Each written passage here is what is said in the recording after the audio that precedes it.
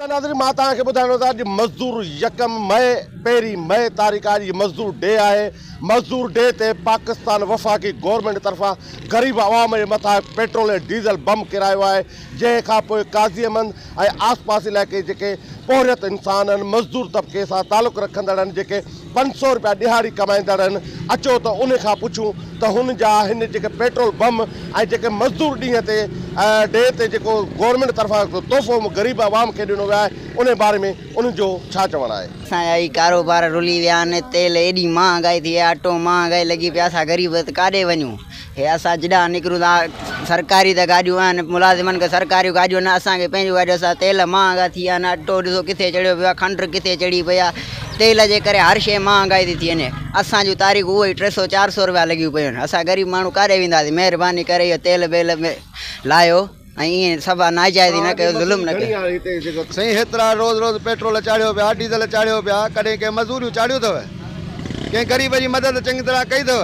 बाक़ी diesel petrol gas हर शइ चाढ़े छॾी आहे। तव्हां किरावा चढ़ंदा वञनि, मज़दूर खे मज़दूरी नथी मिले, हेॾे भाॼियूं महांगियूं थी वियूं, शयूं महांगियूं थी वियूं, किरावा महांगा थी विया, ग़रीब पंधु हलण ते मजबूर थी वियो। थी आहे, तेल बेल ॾाढो चढ़ी वियो आहे, ॾाढी तकलीफ़ आहे, मज़दूर जे ॾाढी तकलीफ़ थिए। ॿुधी तेल चढ़ियो आहे, हुकूमत चए त तेल लहणु घुरिजे, तकलीफ़ आहे, वॾी तकलीफ़ आहे मज़दूर। इहे त असां गवर्नमेंट खे अपील था कयूं, सदर आसफ़ अली ज़रदारी, वज़ीर आज़म, जेके बि चूंडियल नुमाइंदा आहिनि, त महिरबानी करे असां ग़रीबनि तां ज़ुल्म कुझु घटायो वञे।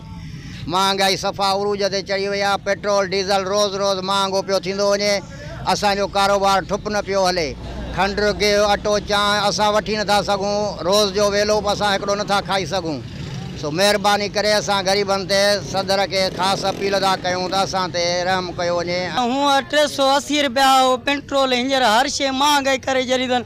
असां ग़रीब को बि निकिरण जो न आहे को रस्ता ॿुधियो, हर शइ महांगाई टोटल। हींअर कणिक ई माना 2000 रुपया मणो, हींअर 4000 रुपया मण थी वियो आहे। असां खाइण खां महांगो थी वियो आहे। असां आख़िरी सस्ताई न थी त पाण खे बाहियूं ॾींदासीं।